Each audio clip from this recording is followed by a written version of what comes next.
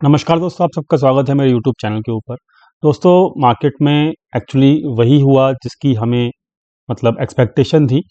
कल एक्चुअली में मार्केट में, अगर आपने ये वाली वीडियो देखी होगी, कल हमारी जो हमने कल वीडियो पोस्ट की थी, तो मैंने आपको साफ साफ कहा था कि मार्केट जो है आराम से 18,100 तक तो आसानी से आ जाएगा और वहाँ पे आपको एक छोटा सा रेजिस्टेंस मिल सकता है। साथ में मैंने आपको ये बोला था कि जो भी आपकी लॉन्ग साइड की पोजीशंस होंगी उसको धीरे धीरे बुक करना शुरू कीजिएगा। कहाँ तक? 18,100 से लेके 18,150 के बीच में। ठीक है, तो मार्केट एक्चुअली में यहाँ तक आया, 18,100 तक आ चुका है। इसलिए वहाँ पर जो डिसाइडेड था पहले से, हम उसके हिसाब से प्लान करते हैं। 18,100 के आसपास मैंने अपनी 65% पोजीशंस जो हैं क्वांटिटी की, बुलिश पोजीशंस की, वो ऑलरेडी बुक कर ली हैं। सबको पता है, ये ओपनली टेलीग्राम चैनल के ऊपर डाला भी था। और 35% अभी भी मेरी पोजीशंस होल्ड में हैं और वो 35% जो पोजीशंस है वो मैं अब ट्रेल कर रहा हूँ। ठीक है, ट्रेल कर रहा हूँ मतलब ये भी मेरी प्रॉफिट में है और मैं अब ये जो 35% पोजीशंस जो मेरी बची हुई हैं इनको मैं ट्रेल करूंगा और ये प्रॉफिट को मैं लॉस में कन्वर्ट नहीं होने दूंगा, ये मेरी जिम्मेदारी है। ठीक है, तो हमारा टारगेट जो था वो 100 से लेके 150 के बीच में था।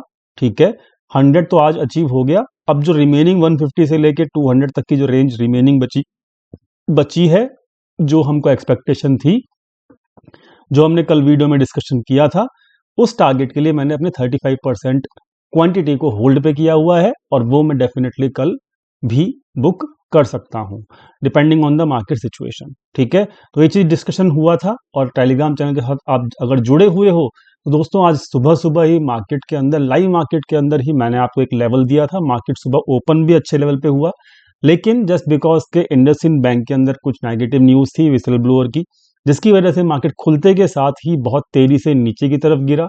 लेकिन मार्केट के अंदर आपको एक सपोर्ट दिया गया था, 880 से लेके 900 के आसपास का सपोर्ट दिया गया था live Telegram channel, live market के अंदर। टेलीग्राम चैनल का लिंक अगर अभी तक आपने नहीं ज्वाइन किया है तो डिस्क्रिप्शन में दिया हुआ है, ज्वाइन कर सकते हो। आप देख सकते हो आज का जो भी हमने मतलब मार्केट को ट्रीट किया है, उस तरीके को आप देख सकते हो। जो सब बातें यहाँ पे हो रही हैं वो आपको वहाँ मिलेंगी। तो ये आपको सपोर्ट मिला था, वहाँ पर सपोर्ट के आसपास मार्केट ने कंसोलिडेट किया और एक अच्छा बाउंस मिला और जो हमारा टारगेट था 18,100 का, वो एक्चुअली में अचीव हुआ और हमने अपनी 65% की क्वांटिटी लॉन्ग साइड की बुक भी कर ली। दोस्तों, मार्केट के अंदर जो हम एक्सपेक्ट कर रहे हैं, जो हमारी एक्सपेक्टेशन है, जो हमारी प्लानिंग है, उसके हिसाब से चलना ज़रूरी है। तो मैं उसके हिसाब से ही चलता हूँ। जब तक हमारे टारगेट्स, हमारे लेवल्स हिट नहीं हो जाते, ठीक है, या फिर जो भी हमारे टारगेट्स हमने पहले प्लान किया हुआ है और वैसा मार्केट अगर चल रहा है तो वैसा ही एक्शन लेना ज़रूरी है। मैं यहाँ पे कोई भी नई पोजीशन बना के नहीं गया, पुरानी पोजीशंस को बुक कर रहा हूँ। ये मैं डिस्कशन आप लोगों के साथ भी करके गया था। ठीक है दोस्तों, अब बात करते हैं आगे। तो आगे सिंपल है मार्केट। अब आप अगर ट्विटर पे अगर हमारे जुड़े हुए हैं तो मैंने आपको तकरीबन 2 नवंबर को एक ट्वीट डाला था, जाके चेक कीजिएगा। ट्विटर का जो लिंक है वो भी आपको डिस्क्रिप्शन में मिल जाएगा वीडियो के नीचे। 2 नवंबर को मैंने आपको कहा था कि आप चेक कीजिए, 18,200 के ऊपर एक्टिविटी चल रही है। स्ट्राइक प्राइस 18,200 के ऊपर कुछ ना कुछ एक्टिविटी चल रही है, जाके चेक कीजिए। एक साफ साफ हिंट दिया था 2 नवंबर का, वो एक पोस्ट है। क्लियर, आप चेक कर सकते हो 2 नवंबर को मेरा मार्केट कितना पैनिक में था। 2 नवंबर जो था मतलब यहाँ पे, ठीक है, यहाँ पे मेरा मार्केट जो था वो 850 के आसपास था, क्लोजिंग भी वहीं हुई थी 850 के आसपास। और यहाँ से मैंने आपको 300 पॉइंट ऊपर का टारगेट दिया, जो कि 18,200 के ऊपर। ठीक है, आपको साफ साफ क्लीन हिंट दिया गया था। 2 नवंबर का पोस्ट है। ये टारगेट मैं एक्सपेक्ट करता हूं कि जल्दी आ जाएगा, इस वीक के अंदर आना चाहिए। ठीक है, और जो हमारा ऑलरेडी प्री डिसाइडेड टारगेट होता है उसके लिए मैं प्ले कर रहा हूं अपनी 35 क्वांटिटी के साथ। ठीक है, ऑलरेडी डिस्कशन ये सब चीज हो चुकी है। आगे की बात, अब मैं टारगेट तो अपना बता चुका हूं कि 18,200 का टारगेट है मेरा और मैं उसके लिए प्ले कर रहा हूं। क्वांटिटी कितनी है वो भी मैं बता दिया आपको। लेकिन अब देखो यहाँ पे क्या है कि ये जो बड़ी वाली मोज़ुबोरो कैंडल है, इसका अगर आप हाई लगाओगे तो ये हाई निकल के आ रहा है 18,190। ठीक है, और यही हमारा टारगेट है। क्लियर, ये हमारा टारगेट है। दूसरी चीज कि मार्केट का वॉल्यूम आज था, डेफिनेटली था, मैंने आपको कहा था वॉल्यूम वापस आ जाएगा जैसे ही फेस्टिव सीजन ओवर होगा। एक नॉर्मल ट्रेडिंग सेशन था, वॉल्यूम वापस आ चुका है, वॉल्यूम था आज, वॉल्यूम से मार्केट ऊपर भी गया है, बड़ा अच्छी बात है, एक्सपेक्टेड था भी है। अब आपको क्या फोकस करना है कि कल के दिन भी ये वॉल्यूम बरकरार रहना चाहिए। हमारा मार्केट अगर इस लेवल के आसपास आता है तो वॉल्यूम के साथ ही इस लेवल के आसपास होना चाहिए, और अगर इस लेवल के ऊपर क्लोजिंग मिल जाती है, ठीक है, 18,200 के ऊपर, जिसकी उम्मीद थोड़ी सी मुझे कम है, लेकिन कोई बात नहीं, मार्केट तो मार्केट है, वो खुद बता देगी आपको, लेकिन आपको कंडीशंस क्या देखनी है वो आपको यहाँ पे फोकस करना है। 18,200 के ऊपर, अबव 18,200 के ऊपर वॉल्यूम के साथ अगर आपको क्लोजिंग मिलती है तो आप थोड़ा सा और मतलब अपने टारगेट को स्ट्रेच कर सकते हैं, जो कि टारगेट रहेगा ये वाला। ठीक है, देख लेते हैं क्या टारगेट निकल के आ रहा है यहाँ पे इस लेवल के आसपास। ये टारगेट निकल के आया दोस्तों, ये वाला। एक मिनट में इसको डिलीट कर देता हूँ पहले, ताकि आपको साफ साफ समझ में आ जाए खुद से। ठीक है, मुझे बताने की जरूरत ना हो।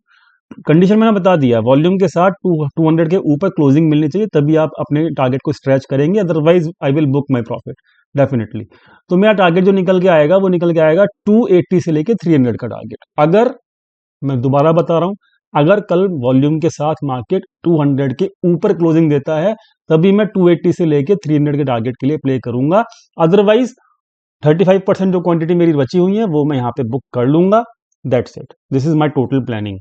ये आप लोग का रेगुलर डिस्कशन हो रहा है और प्लानिंग जो है आप लोगों के साथ रेगुलरली बताई जा रही है। उम्मीद करता हूँ आप लोगों को हेल्प भी मिल रही होगी और लाइव टेलीग्राम पे भी आपको हेल्प मिल रही होगी। तो सिंपल है, मेरा पहला टारगेट है 18,200। 18,200 क्रॉस होता है वॉल्यूम के साथ तो अगला टारगेट मेरा होगा 18,300। ठीक है, छोटे छोटे टारगेट्स मैंने रखे हुए हैं, डिस्कशन पहले ही हुआ था आपके साथ, छोटे छोटे टारगेट के लिए प्ले करेंगे बाउंसिंग मार्केट के अंदर। यहाँ पर यही चीज डिस्कशन हुई थी, यही चीज मैं आपको रिमाइंड भी करा रहा हूँ। ऑप्शन चेन देख लेते हैं फटाफट से। ऑप्शन चेन क्या बोलती है देख लेते हैं फटाफट से। तो ऑप्शन चेन ये कहती है दोस्तों कि यहाँ पर फ्रेश पुट राइटिंग हुई है आज, जिसकी हेल्प से मार्केट ऊपर गया है। वो फ्रेश पुट राइटिंग कहाँ हुई है, यहाँ हुई है 17,900 के ऊपर।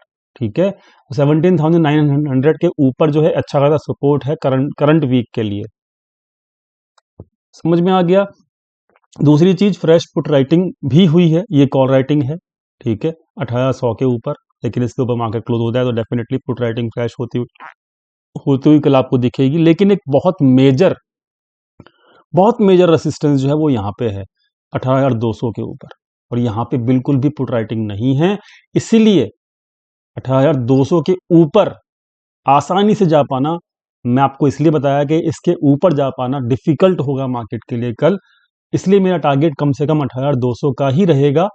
पहले तो इसके ऊपर जाता है तो हम 40-50 पॉइंट ऊपर जाता है तो उसके लिए प्ले कर सकते हो बहुत छोटी क्वांटिटी के साथ, लेकिन ज़रूरी भी नहीं है हम 18,850 से अगर 200 तक की जर्नी कैप्चर कर रहे हैं तो we will be in the good profit and we should be happy. ठीक है, तो क्लियर है, ऑप्शन चेन के ऊपर 18,200 एक रेसिस्टेंस है, उसको हमें रिस्पेक्ट करना चाहिए। सपोर्ट जो है इस वीक के लिए 17,900 का है, हमें साफ साफ अपने स्क्रीन पे दिख रहा है। क्लियर हो गया, निफ्टी का प्लान सब कुछ क्लियर, टाटा पॉइंट के साथ भी जो हम बातें कर रहे हैं उसके हिसाब से ही हम प्ले कर रहे हैं। ठीक, निफ्टी का हो गया क्लियर।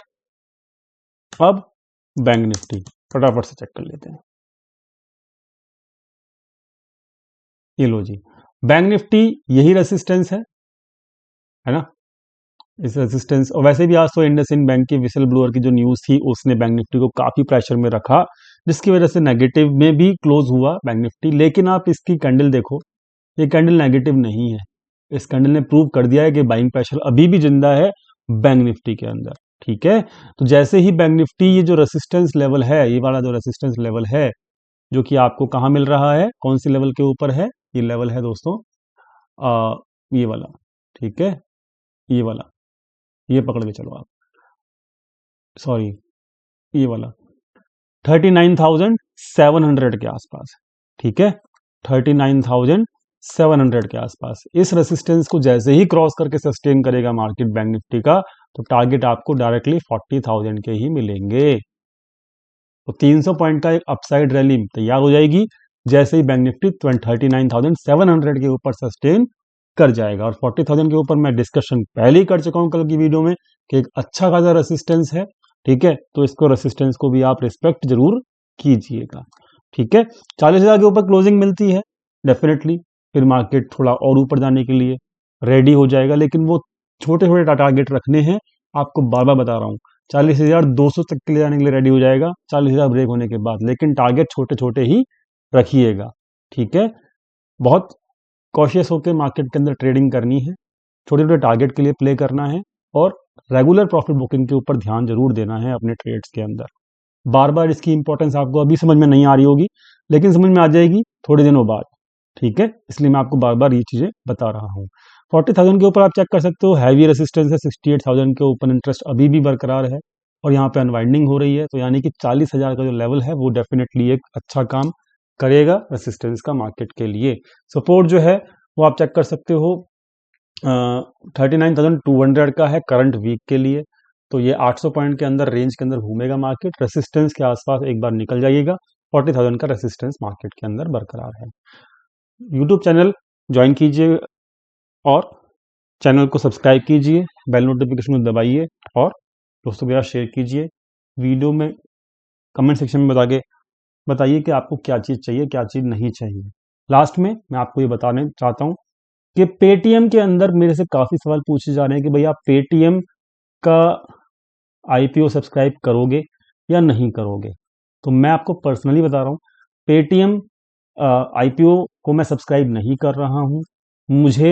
मैंने इसका ग्रे मार्केट प्रीमियम देखा है, ग्रे मार्केट प्रीमियम कोई खास मुझे नज़र नहीं आ रहा है, पहली इंपॉर्टेंट चीज़। दूसरी इंपॉर्टेंट चीज़ कि ये पेटीएम का जो साइज है आईपीओ का वो बहुत बड़ा है, ठीक है, बहुत बड़ा है।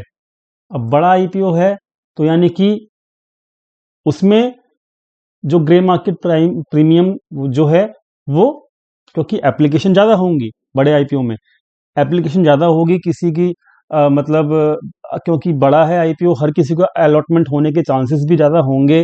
इसकी वजह से ग्रे मार्केट प्रीमियम ज़्यादा बढ़ने की उम्मीद नहीं है। तो अगर नहीं है ज़्यादा बढ़ने की उम्मीद, 5% 6% अगर मैं प्रॉफिट के लिए, लिस्टिंग गेन के लिए ही मैं केवल अप्लाई करूं, देन इट इज़ ओके। लेकिन मैं कोई बड़े क्या कहते हैं लिस्टिंग गेन की उम्मीद नहीं कर रहा हूं, इसलिए मैं यहाँ पर अपना मनी ब्लॉक नहीं करूंगा। 5% 10% के मतलब लिस्टिंग गेन के लिए मैं यहाँ पे प्ले नहीं करूंगा। मुझे कोई अच्छा दूसरा आईपीओ मिलेगा, definitely I will go ahead, but Paytm के अंदर I am not going to invest right now. And Paytm जो है अभी भी जो है लॉस मेकिंग कंपनी है ना, ये भी एक मतलब लॉस मेकिंग कंपनी ही है अभी तक। हाँ, स्पेंडिंग जो है मार्केट जो मतलब मार्केट के अंदर इसकी जो एक्सपेंड जो हो रहा है पेटीएम, वो डेफिनेटली अच्छा है, लेकिन अभी भी ये लॉस मेकिंग कंपनी है। एक चीज़ और बात याद रखनी पड़ेगी आपको, तो this is why all these मतलब फीचर्स जो भी मुझे दिख रहे हैं इस आईपीओ के, उसकी वजह से मैं पर्सनली इसके अंदर इन्वेस्ट नहीं कर रहा हूँ। I am not going to apply in this IPO, ठीक है। उम्मीद करता हूँ आपको सवाल का जवाब मिल गया होगा, एंड मिलते हैं कल टेलीग्राम चैनल के ऊपर, लिंक डिस्क्रिप्शन में मिल जाएगा। Thank you so much for watching this video, thank you.